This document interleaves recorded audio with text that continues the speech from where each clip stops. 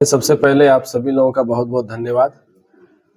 और आपके सवाल में ये था कि मैं विश्व हिंदू रक्षा परिषद का प्रदेश अध्यक्ष था नहीं, मैं वर्तमान में भी विश्व हिंदू रक्षा परिषद का प्रदेश अध्यक्ष हूँ।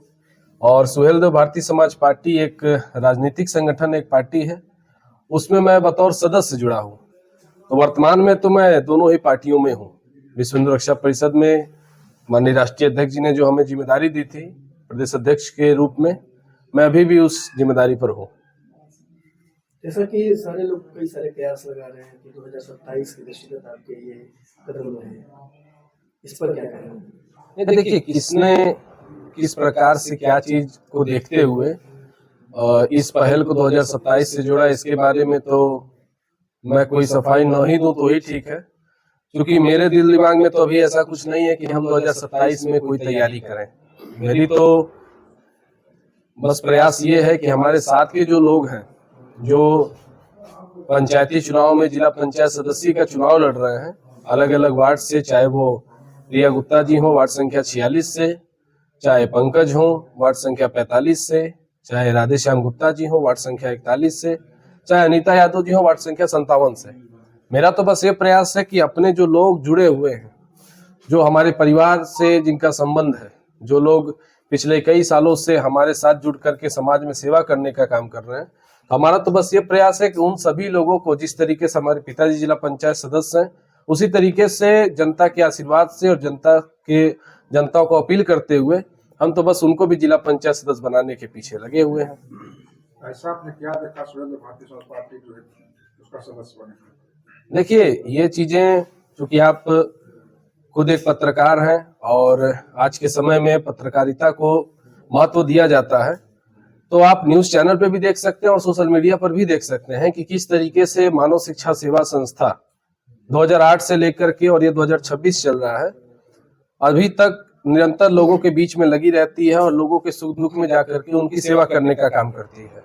लेकिन चूंकि संस्था अपने तरफ से व्यक्तिगत रूप में और जो लोग उनसे जुड़े उनके सहयोग से सारा काम करती है, चाहे वो शादी कराना हो या किसी भी गरीब दुखिया घर पे मदद पहुंचाना हो, और यही चीजें सरकारी रूप में सुहेलदेव भारतीय समाज पार्टी करती है। सुहेलदेव भारतीय समाज पार्टी की सोच और कहीं ना कहीं हमारे संस्था की और हमारे लोगों की सोच एक दूसरे से बहुत ज्यादा ही मिलती जुलती है। तो यही एक वजह है कि उनके भी कार्यों को देखते हुए और उनकी जो सोच है उस सोच को देखते हुए हमें भी प्रसन्नता हुई, और यही वजह है कि हम सुहेलदेव भारतीय समाज पार्टी से जुड़े हैं।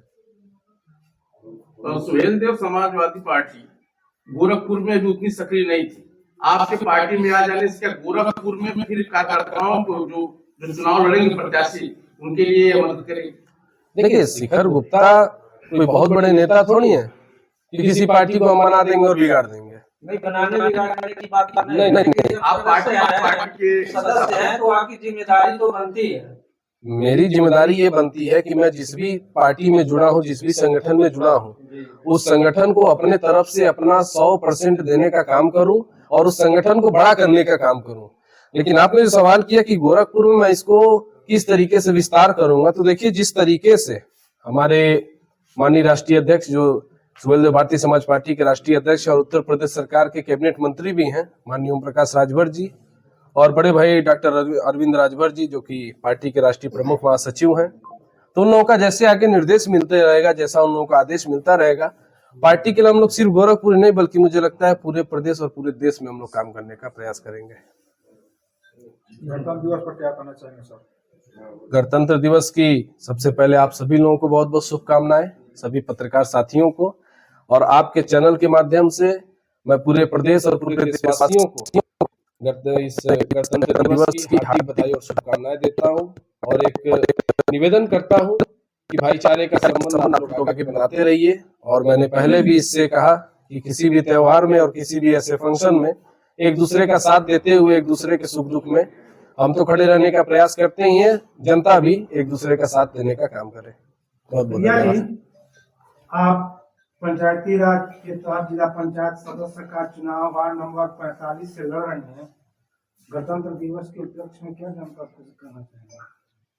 पहले तो सभी लोगों को जैसे कि बहुत बहुत शुभकामनाएं कि हमारा गणतंत्र दिवस है 26 जनवरी को, और साथ ही साथ जो बॉर्डर पे हमारे भाई हैं जो रात दिन एक करके आज हमें चैन से नींद आती है, तो उनको भी मैं बहुत बहुत शुभकामनाएं दूंगी और पूरे देशवासियों को मैं शुभकामनाएं देने का काम करूंगी। जिस क्षेत्र से आप लड़ रही हैं, लगातार कई दिनों से आप वहाँ पे जा रही हैं सुख दुख में, लोगों का क्या आशीर्वाद प्राप्त हो रहा है?